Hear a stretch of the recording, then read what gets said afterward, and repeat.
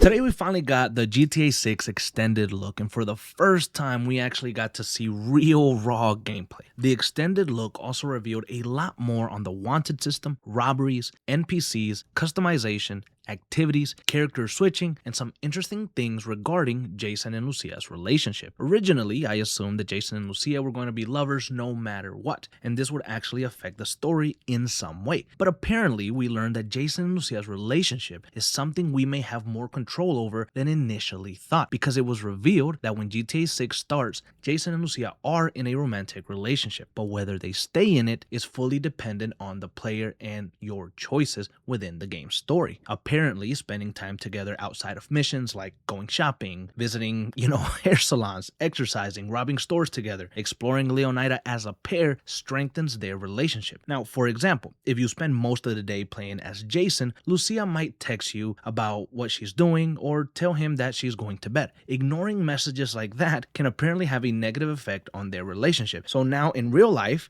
your wife can be texting you and you don't reply, and she can get batshit mad. And then in your video game life, your girl can be texting you and also be bad shit mad. So it gets pretty crazy. Now, if they become close enough, there are little interactions like opening doors for each other and even holding hands while walking around the world that you can get access to. And that's actually something that we saw in the extended look. Rockstar made it clear that if you do not want a relationship with either Jason or Lucia, it is okay, and it won't have a major effect in the story, which I think is a good call for those that don't really want to pursue anything like that. Rockstar also seemed to put a big emphasis on what they call blurring the line between open world activities and main missions. What you do while exploring Leonida is supposed to feel relevant to who Jason and Lucia are, and the story has been designed to reward players who actually spend time living in this world rather than just moving from one mission to another. And this to me seems like a continuation of what they started in Red Dead Redemption 2. Jason and Lucia themselves will have lives outside of whatever character we happen to be controlling. They live together and apparently operate on their own schedules. They can wake up,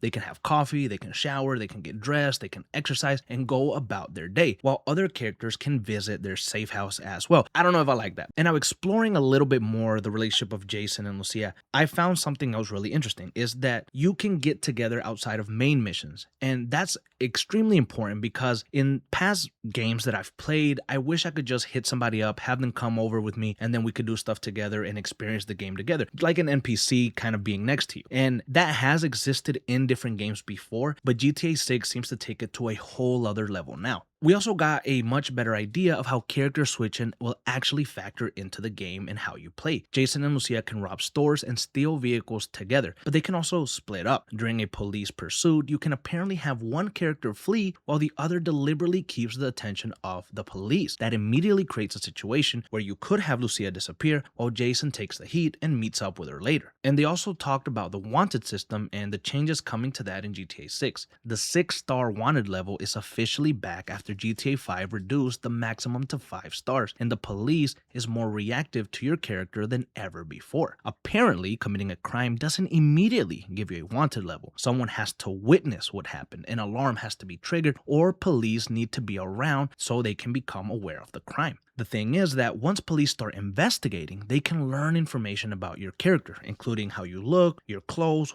the vehicle you're driving, and so different indicators underneath the wanted level will now show what information law enforcement actually has on you. Now that shit sounds wild, and it also sounds like an expansion of the Red Dead Redemption 2 system. When Arthur committed a crime, sometimes a witness saw and you had to stop him before he reached the law. So now, after escaping the police, you may have to change your clothes or your hair so the description they have on you no longer works. Vehicles in GTA 6 have working trunks, and this is extra important because you can make a robbery and you can have clothes stored in there so that after you commit the crime, you can change to different clothes and disappear from the police. And this seems to add a whole other element to the wanted system in GTA 6, and one that is more intricate, which would in theory make it more fun. Now, if you rob a bank or a business, police can surround the building and wait for you to come outside. But most businesses have multiple exits, meaning you might be able to escape through a back door or find another route instead of walking directly into a gunfight. One of the best features shown in the extended look is the combat and gunfight, and holy shit does it look realistic and handle so fucking well. And a key difference in GTA 6 is that it now now seems to use manual aiming with aim assist rather than relying heavily on the traditional GTA 6 auto lock system. Movement, running, jumping, and climbing have also been reworked to make controlling the character much smoother.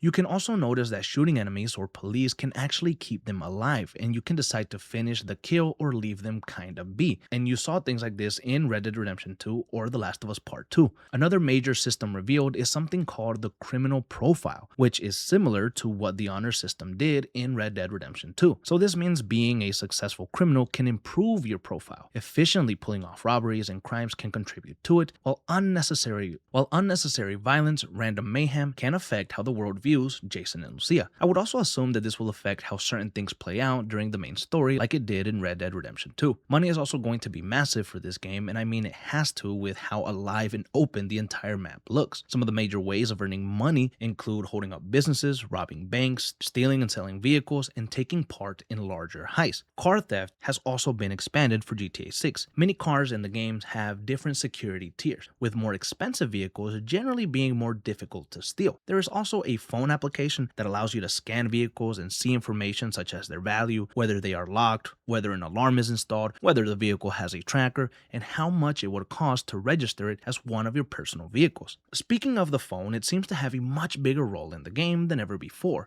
and also it would make sense considering the world that we live in today. In your phone, you can have several applications. Some are called Buck Me, which is like Cash App. What Up is a messaging app, a fitness application, and a service for calling your personal vehicles, and Ride Me, which is like Uber. And it wouldn't be GTA 6 in 2026 if social media didn't play a massive role in the game. Apparently, you can browse feeds, follow accounts, and somewhat doom scroll in GTA 6. Now, we discovered this before, but NPCs are on a completely different level in this game. GTA 6 reportedly contains more than 600,000 NPC animations. For comparison, GTA 5 had around 55,000 back in 2013, and Red Dead Redemption 2 reportedly had about 300,000 back in 2018. So I really can't even wrap my head around that. Rockstar has also apparently individually art directed NPCs. Their behavior is being expanded from Red Dead Redemption 2 as well. NPCs can notice you listening to their conversations and potentially confront you if you cross a line. Random events occur naturally throughout the world, and some of them can have some pretty crazy outcomes. An example given is when you encounter a sketchy lawyer sitting in a dumpster. If you decide to give him pills, he will start to send you legal advice. Rockstar wants the player to explore because the map is so big, and exploring will reward you in many different ways. Something that I would like to specifically point out here is this interaction that we saw during the extended look. I love how Lucia gets out of the vehicle, hides her weapon behind her back, but the people to the right of the door noticed it and they started walking away. That is such a little detail, but it just filled me with happiness because I was so amazed watching it play out. I love how these NPCs and the world basically reacts around you. Now, during the extended look, we also got a much better look at a lot of the side activities that are available in the game. Some of the things that we saw were kayaking, scuba diving, fishing, parachuting, mini golf, pool, street racing, track racing, dirt bike racing, sparring, going to the gym, watching television, visiting the zoo, and studying animals. I mean, if you're a fucking kid, like 13-year-old kid, 14-year-old kid, and you get this game for like Christmas and you start playing it, like, don't even go outside.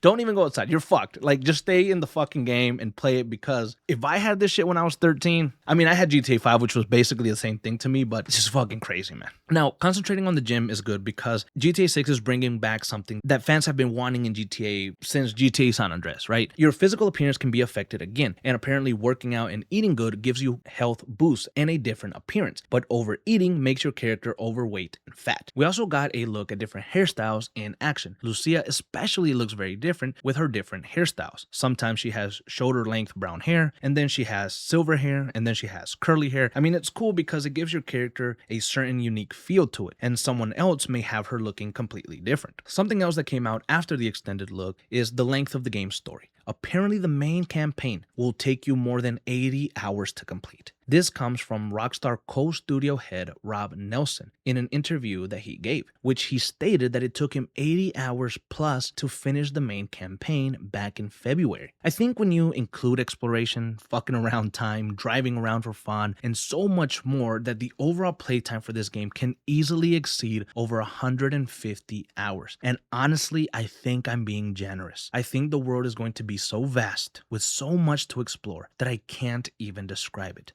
Now, before I leave, there are two other things from this extended look that I definitely want to address. Apparently, all of the gameplay footage we just watched was captured on a base PlayStation 5, which is pretty impressive considering just how great it looked. GTA 5 is also currently targeting 4K at 30 FPS, which I'm not mad at because I've always played on console, but I know others may be disappointed. But I think when you consider the density of the world and everything that Rockstar seems to be running behind the scenes, 30 FPS honestly isn't too surprising. And another pretty major detail is that first-person mode apparently won't be available at launch. GTA 5 eventually allowed us to play the entire game in first person, but GTA 6 is launching as a third-person experience, at least based on what we know right now. That obviously doesn't mean that Rockstar couldn't add this later, especially considering that GTA 5 itself launched without it. But for day one, it sounds like GTA 6 is being built around the third-person experience, which I'm totally fine with. Third person is my preferred experience, believe it or not. I love that, especially when it comes to open world crime games.